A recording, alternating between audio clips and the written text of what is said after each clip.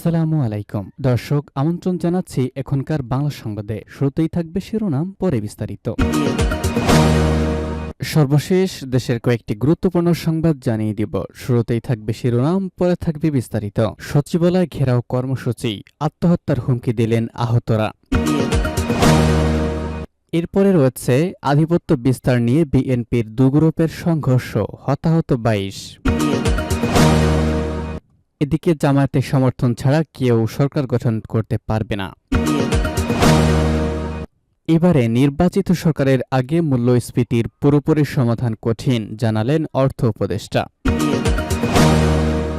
অন্যদিকে ছাত্ররা Kings party গড়ছে, যা ব্র্যান্ড অ্যাম্বাসাডর ডক্টর ইউনূস, বললেন রাশেদ খান।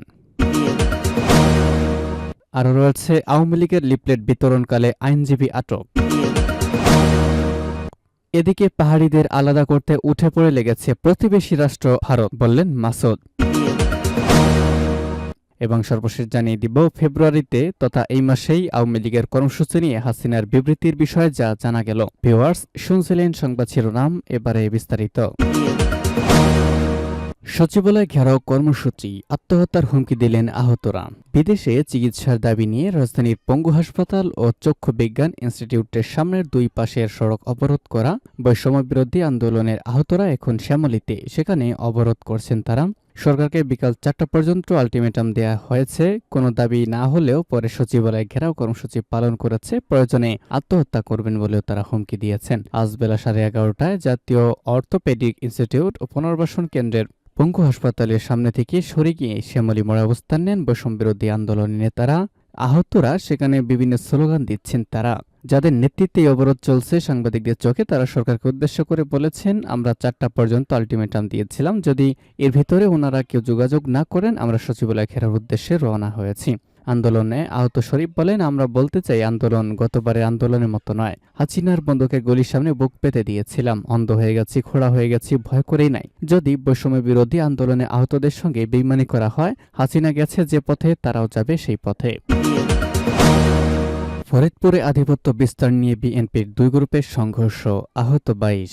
ফরিদপুরের ভাঙ্গায় আধিপত্য বিস্তারকে কেন্দ্র করে বিএনপির দুই গ্রুপের সংঘর্ষে আহত অন্তত ২২ জন। গুরুতর আহত ১৪ জনকে ভাঙ্গা উপজেলা স্বাস্থ্য কমপ্লেক্সে ভর্তি করা হয়, অন্যদের স্থায়ীভাবে প্রাথমিক চিকিৎসা দেওয়া হয়। আজ সকালে উপজেলার ঘারুয়া ইউনিয়নের খাইরদিয়া গ্রামে ঘটনা ঘটে, তবে প্রাথমিকভাবে আহতদের পরিচয় জানা সম্ভব হয়নি। পুলিশ ও স্থানীয় সূত্র জানায়, উপজেলার ঘারুয়া ইউনিয়ন বিএনপি সাধারণ সম্পাদক আনোয়ার হোসেন ও ৮ নম্বর ওয়ার্ড কৃষক দলের সভাপতি করিম মোল্লার মধ্যে আধিপত্য বিস্তার নিয়ে বিরোধ চলে আসছিল। ২৫ জানুয়ারি ইউনিয়নের কৃষক সমাবেশ অনুষ্ঠিত হয়। সেখানে প্রধান অতিথি ছিলেন কেন্দ্রীয় কৃষক দলের সাধারণ সম্পাদক শহীদুল ইসলাম বাবুল। সমাবেশে খারদিয়া গ্রাম থেকে কৃষক দলে একটি মিছিল বের করলে প্রতিপক্ষ বিএনপি নেতা আনোয়ারের লোকজন বাধা দেন। এ নিয়ে কয়েকদিন ধরে এলাকায় উভয় গ্রুপের মধ্যে থমথমে অবস্থা বিরাজ করছে। জামায়াতের সমর্থন ছাড়া কেউ সরকার গঠন করতে পারবে না। জামায়াতের সমর্থন ছাড়া কেউই সরকার গঠন করতে পারবে না বলে দাবি জানিয়েছেন জামায়াতে ইসলামীর কেন্দ্রীয় কমিটির সহকারী সেক্রেটারি জেনারেল ও সাবেক সংসদ সদস্য এএসএম হামিদুর রহমান আজাদ। গতকাল বিকালে ফরিদপুর জেলা জামায়াত আয়োজনে শহরের কবি জসিমউদ্দিন হলে উপজেলা দায়িত্বশীলদের সম্মেলনে প্রধান অতিথির বক্তব্যে তিনি এসব কথা বলেন। হামিদুর রহমান বলেন, আগামীতে জামায়াত ইসলামীর সমর্থন ছাড়া কেউ সরকার গঠন করতে পারবে না। ক্ষমতা আসতে হলে জামায়াত ইসলামীর সমর্থন লাগবে।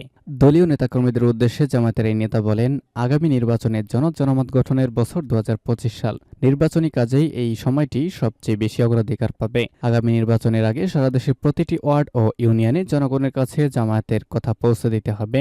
এর জন্য মানুষের দ্বারে দ্বারে যেতে হবে। জনগণের মাঝে ইসলামী বিপ্লবের জাগরণ গড়ে তুলতে হবে।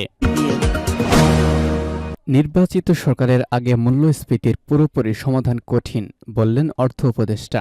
বাংলাদেশের অন্তর্বর্তী সরকার উচ্চ মূল্যস্ফীতি নিয়ন্ত্রণ করতে না পারার একটি বড় কারণ হিসেবে চাঁদাবাজির কথা বলছেন অর্থ উপদেষ্টা সালেউদ্দিন আহমেদ। তিনি বলেন, আগে যারা চাঁদাবাজি করত তাদের পাশাপাশি রাজনীতিতে যারা জায়গা দখলের চেষ্টায় আছে তাদের লোকজন চাঁদাবাজি করছে এবং স্থানীয় পর্যায়ের অন্যান্য চাঁদাবাজরাও সক্রিয় আছে।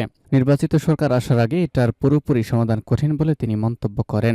বিবিসি বাংলাকে দেওয়া সাক্ষাৎকারে এসব কথা বলেছেন অন্তর্বর্তীকালীন সরকারের অর্থ উপদেষ্টা বড় সালাউদ্দিন আহমেদ। সাক্ষাৎকারে তিনি বাজেট, ব্যাংক, আয়কর এবং পুঁজিবাদ সহ বিভিন্ন বিষয়ে কথা বলেছেন। অন্তর্বর্তী সরকার তো 6 মাস হলো, আপনি অর্থ মন্ত্রণালয়ের নেতৃত্ব দিলেন, এই 6 মাসে আপনার অভিজ্ঞতা কেমন? প্রশ্ন বিবিসি বাংলার। উত্তর অর্থ উপদেষ্টার, আমরা যখন দায়িত্ব নিলাম অর্থনৈতিক খাতে অনেক ক্ষতি ছিল, সমস্যাগুলো বহু ধরনের। প্রথমত ব্যাংকিং খাতে যে অনিয়ম, পৃথিবীর কোনো দেশে ব্যাংকিং খাতে এরকম দুরবস্থা হয়নি। অর্থ চুরি হলো, অসংখ্য ঋণ খেলাপি, দুর্নীতি, অর্থ পাচার, ব্যাংকিং নিয়ম নীতি ভাঙ্গা হয়েছে। গত 15 বছরে বাংলাদেশ ব্যাংকেও অনিয়ম হয়েছে। গত 6 মাসে একটি বড় ইস্যু বারবার সামনে এসেছে, তা হলো মূল্যস্ফীতি।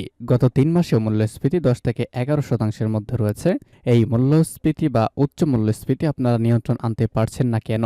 উত্তরে মূল্যস্ফীতি এখানে লিগ্যাসি প্রবলেম। 2 থেকে 3 বছরে ধরে মূল্যস্ফীতির এরকম অবস্থা হয় নাই। There are lot of money printed, lot of money floating around. প্রচুর অর্থ উপার্জন হয়েছে, অনেকে টাকা উড়ে বেরিয়েছে। The big mega project, crore crore টাকার মেগা প্রজেক্ট সমস্যা হলো রিটার্ন আর আউটপুট দ্রুত আসে না। ব্রিজ হলো সরবরাহ চেইনে তো দ্রুত কোনো প্রভাব নাই। অ্যাটস দ্য সেম টাইম রেমিটেন্স অনেকটা কমে গেছে।